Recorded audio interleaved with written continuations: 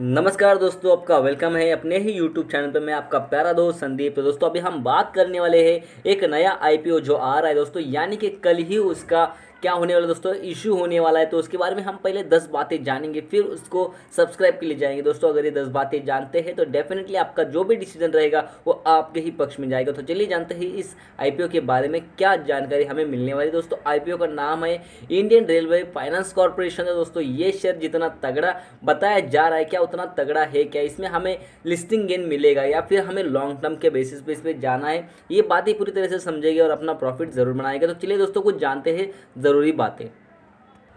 दोस्तों अगर आप हमारे चैनल पर नए हो तो प्लीज़ चैनल को सब्सक्राइब जरूर कर लीजिएगा और नोटिफिकेशन बेल है दोस्तों उसे जरूर दबाना, क्योंकि जब भी वीडियो बनेगा सीधा आपके इनबॉक्स में आपको मिल जाएगा, जिससे आपका ज्ञान और प्रॉफिट बनने का मोटिव हम बनाए रखेंगे। दोस्तों सबसे ज़रूरी बात है IRFC का जो आईपीओ है सो इंडिया का फर्स्ट पीयूसी एनबीएफसी इशू हो रहा है मंडे के दिन, यानी कि 18 तारीख को। तो इसका ग्रे मार्केट में प्राइस क्या होने वाला है, प्रीमियम कैसा रहेगा, वीक रहेगा या फिर इसमें ओवर सब्सक्रिप्शन आएगा, तो इसको हमें बाय करना है या सेल करना है, इसके बारे में थोड़ी जानकारी लेंगे। तो सबसे पहली बात थोड़ी इसकी हम लिटिल बिट जान लेते हैं कि इसमें क्या इन्फॉर्मेशन हमें मिलने वाली है। तो दोस्तों यहाँ पे जो आईपीओ आ रहा है 4,633 करोड़ का आईपीओ है रेलवे फाइनेंस कॉर्पोरेशन का। इनिशियल पब्लिक ऑफर रहेगी set to open for subscription on Monday January 18, 2021। तो 18 जनवरी को ये खुलने वाला है, मतलब कल के दिन ही खुलने वाला है। तो इसका इशू प्राइस क्या रहेगा दोस्तों, 25 का लोअर बैंड रहेगा, 26 का अपर बैंड रहेगा। इस प्राइस बैंड में ही आपको इसमें इन्वेस्टमेंट करने का मौका मिलेगा। दोस्तों लेने कितने हैं, कितने लॉट में खरीदने, उसके बारे में बात करेंगे, मगर दोस्तों इसके कैपिटल के भी बारे में बात करेंगे और इसके ढेर सारी बातें पता करेंगे, जिससे हमें पता चलेगा कि ये कंपनी फंडामेंटल कितनी रिजल्ट बेस्ड अच्छी है या फिर जस्ट पेपर वर्क पे ही अच्छी दिख रही है। यहाँ पे थोड़ा सा कंपनी का बेस समझेंगे। Indian Railway finance Corporation follow as a finance leasing model for financing the rolling stock asset. दोस्तों रोलिंग स्टॉक एसेट के लिए फाइनेंस करती है, जो कि बहुत ही बढ़िया, मतलब यहाँ पे एक तरह से एनबीएफसी कर रही है, तो पैसा दे रही है और उसके बदले कुछ ना कुछ अपना रिटर्न कमा रही है। The period of a lease with the respect to rolling stock asset is typically 30 years, comprise a primary period of a 15 years followed by a secondary period of a 15 years unless otherwise revised a mutual consent। तो देखिए यहाँ पे total बताया कि 30 साल का इसको जो पेमेंट करते हैं आगे वाले को, 35 साल का रिपेमेंट का एक तरीका होता है, 30 साल में रिपेमेंट कर सकता है, मगर उसमें मध्य दर रखते हुए 15 साल का ही प्राइमरी पीरियड होता है, मगर उसके बाद सेकेंडरी पीरियड के लिए भी उनको 15 साल का और वक्त दिया जाता है। उसके बाद इसके जो एक्चुअल पीरियड का समय है वो 30 ईयर्स का माना गया है। IRFC also follow leasing model for a project asset which is typically provided for lease period for 30 years. तो दोस्तों लीज पे भी प्रोजेक्ट इनके चलते हैं, लीज के लिए भी पैसा देते हैं। Indian Railway finance corporation issue highlights. दोस्तों इशू करते हुए हमें क्या हाईलाइट्स करने जा रहे हैं, यहाँ पे IRFC के बारे में जानेंगे। फ्रेश इशू देखिए दोस्तों, यहाँ पे इनका Indian Railway finance corporation issue highlights के बारे में जानेंगे। IRFC के बारे में देखिए, ये IPO is a fresh issue of 118 lakh 46,000 equity shares issue कर रहे फ्रेश इशू में। तो offers for sales up to रहेगा इनका 59 करोड़ 40,23,000 इक्विटी शेयर्स। तो दोस्तों देख सकते हैं आप कितना बड़ा यहाँ पे इक्विटी का जो साइज है बहुत ही बड़ा है, और ऑफर सेल का भी साइज बहुत बड़ा है। उसके आप माध्यम से समझ सकते हैं कि ये कितना बड़ा आने वाले दिनों में बिजनेस मॉड्यूल बनने वाला है। तो दोस्तों इनका जो एक स्ट्रक्चर है बहुत ही बढ़िया है, और इनका जो आईपीओ प्राइस रहा है 25 से 26 रुपये का, जो प्राइस लोअर रहेगा 25 रुपीज़ का और अपर साइड रहेगा 26 का। मगर खरीदने हैं तो 575 इसके मल्टीप्लाई में ही शेयर खरीदने हैं, अगर आपको खरीदने हैं तो या सब्सक्राइब करना है तो। मगर दोस्तों इस अंदाज से देखा जाए तो इतना बड़ा आईपीओ तो है, मगर इसका जो प्राइस वैल्यू ऑफ शेयर्स है दोस्तों, जो इक्विटी वैल्यू रहेगा दोस्तों बहुत ही छोटा है, जिसके कारण इसमें ओवर सब्सक्रिप्शन आने के चांसेस बन सकते हैं। मैं बोल रहा हूँ बन सकते हैं, मगर दोस्तों इसकी बातों को मद्देनजर रखते ग्रे मार्केट में इसका प्रीमियम ₹1.60 ऊपर चल रहा है। तो दोस्तों आप समझ सकते हैं 26 रुपये से प्लस करके चले गए तो ₹27.60 इसका एक हम करंट स्टेटस कह सकते हैं मार्केट में चल रहा है। तो दोस्तों इतनी बड़ी इसमें कुछ हमें वोलेटिलिटी दिखने वाली तो है नहीं, मगर दोस्तों बता नहीं सकते कि ग्रे मार्केट में भी हमें कुछ और चीज़ें देखने मिल सकती हैं। मगर दोस्तों फिलहाल की बात की जाए तो अभी मार्केट में 27.60 का ही रेट हमें देखने मिल रहा है। दोस्तों फिर से कहता हूँ आपको, कितना चल रहा है रेट अभी इनका 27 रुपीज़ ही रेट चल रहा है। तो ये 27.60 इनका लिस्टिंग या फिर हम कह सकते हैं प्रीमियम प्राइस होने वाला है।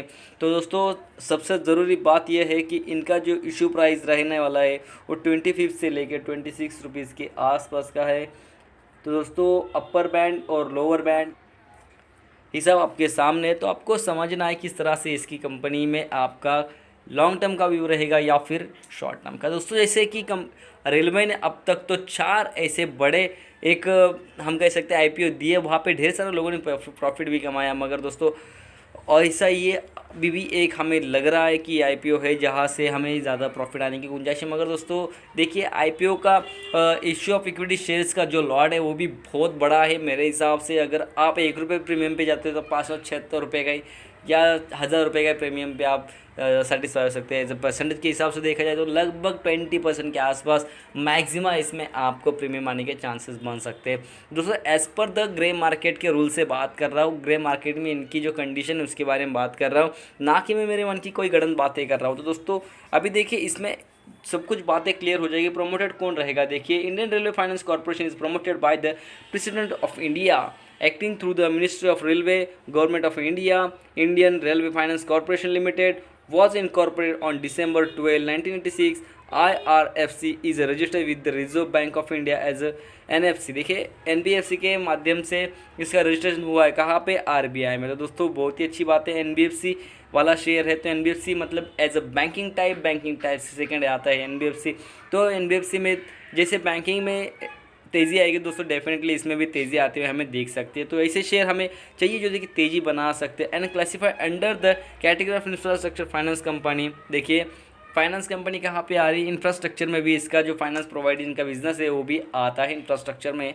तो IRFC was confirmed with the mini Ratna category status in 2008। तो दोस्तों यहाँ पे बातें सब क्लियर होती हुई दिख रही है कि 1986 2008 में बहुत सारी इसमें भी चीज़ें हुई है जिसके कारण इसमें हमें बहुत सारी आने वाले दिनों में वोलेटिलिटी देखने मिल सकती है। तो कुछ और बातें जानते हैं इसमें।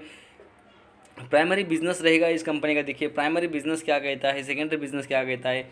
IRFC is the dedicated market borrowing arm of Indian railway. देखिए इंडियन रेलवे का एक आर्म है दोस्तों, हम कह सकते हैं बाहू है। अगर इंडियन रेलवे के पास बाहू ही नहीं बचेगी तो दोस्तों उसे फाइनेंस प्रोवाइड करने के लिए या फिर कंधे पे ओझा उठाने के लिए कुछ रहेगा ही नहीं। तो दोस्तों वो दर दर मांगते फिरेगी पैसों को। तो दोस्तों इसलिए IRFC है जो कि इंडियन रेलवे को पैसा प्रोवाइड करती है। यहाँ पे जो बिड लगने वाला है दोस्तों इस शेयर्स में, इस कंपनी में, इस IPO में बिड लगेगा दोस्तों, वो IPO रहेगा 575 की इक्विटी का।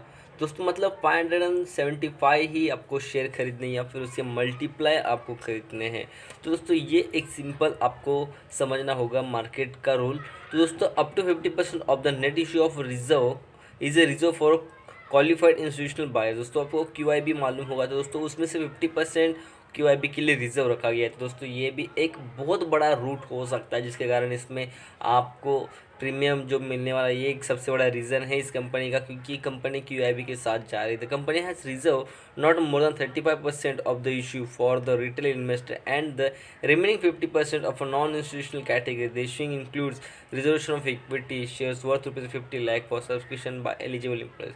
देखिए 50% उसमें एलिजिबिलिटी रहेगी एम्प्लॉयज़ की, जो कि 50 लाख तक के सब्सक्रिप्शन के लिए एलिजिबल रह सकता है एम्प्लॉय। मतलब जो कंपनी में काम करने वाला बंदा उसको लगभग 50 लाख तक का एक सब्सक्रिप्शन अमाउंट के लिए अप्लाई कर सकता है इस कंपनी में। दोस्तों ये ओवरऑली बात की जाए तो देखिए कुछ बातें हैं जो कि आपको क्लियर भी हो जाएगी। The company will utilize the net process towards augmenting the company equity capital base the mid future capital requirements arising out of growth in a business and general corporate purpose. The company will not receive any proceed from the offer for sales and the same will be received by the government। देखिए दोस्तों यहाँ पे जो भी fund raise किया जाने वाला है वो फ्यूचर के जो कैपिटल की ज़रूरत है उसके लिए इसे रेज करने का यहाँ पे कंपनी ने डिसाइड किया हुआ है। DAM capital advisor limited, HSBC security and capital markets private limited, ICICI security limited and SBI capital markets limited are book running leads manager to the offer. देखिए दोस्तों ये बड़े बड़े नाम है जो कि मैनेजर कही जा रही है, एक हम कह सकते हैं बड़े नाम है जो कि इसमें दौड़ में शामिल है। तो दोस्तों ये इसी कंपनी है जो कि यहाँ पे बड़े बड़े लीडर अपना पैसा लगाने वाले हैं। तो आपका पैसा अगर किस शेयर्स में लगा रही है या फिर कौन से पोर्टफोलियो में लगा रहे हो या फिर कौन से आप सेक्टर में लगा रहे हो या फिर कौन से आईपीओ लगाने वाले, तो उसमें आपको जो बड़े बड़े गेम प्लेयर है उनके ऊपर भी ध्यान रखना होता है कि वो पैसा कितना लगा रहे कितना नहीं लगा रहे दोस्तों। यहाँ पे कई ऐसे नाम है जिसके कारण आपको यहाँ पे एक सेटिस्फैक्ट्री लेवल लग रहा होगा कि यहाँ से मार्केट काम करते हुए हमें दिख सकता है। तो दोस्तों ये हो गई थोड़ी सी उसी प्रोसीजर के बारे में इन्फॉर्मेशन था दोस्तों। अभी थोड़ी लॉजिकल इलॉजिकल बातें करते हैं। लॉजिकल इसमें क्या है दोस्तों कि आईपीओ आने के पहले अभी सब मार्केट रिकवर कर रहा है, तो डेफिनेटली इसमें भी हमें तेज़ी की संभावना आते समय या मिड टर्म या शॉर्ट टर्म में दिखने वाली है। तो रही बात दोस्तों लॉन्ग टर्म की, तो डेफिनेटली इसमें अच्छा बेस हमें दिख रहा है आने वाले समय में। तो रही बात दोस्तों इसकी इलॉजिकल के बारे में, तो इलॉजिकल कौन सी बात है कि लॉकडाउन कोई भी समय गिर सकता है, यानी कि अभी जो IRFC है दोस्तों उसके पास अभी भी इनकम जनरेशन का हम कह सकते हैं सोर्स अभी है ही नहीं। जैसे कि वो लीजिंग करता है, एसेट रोल आउट करता है, तो उसके पास ऐसे कुछ भी अभी मटेरियल है नहीं जिसके कारण वो प्रॉफिट कमा पाए। तो दोस्तों ये सबसे बड़ा इलॉजिकल रीज़न भी रह सकता है कि बहुत सारे लोग हैं वहाँ पे इन्वेस्टमेंट करने के पहले दो बार सोचेंगे। दोस्तों वीडियो अच्छा लगा हो लाइक कीजिए, सब्सक्राइब तो ज़रूर करना है, दूसरों का शेयर ज़रूर करना है। थैंक यू दोस्तों।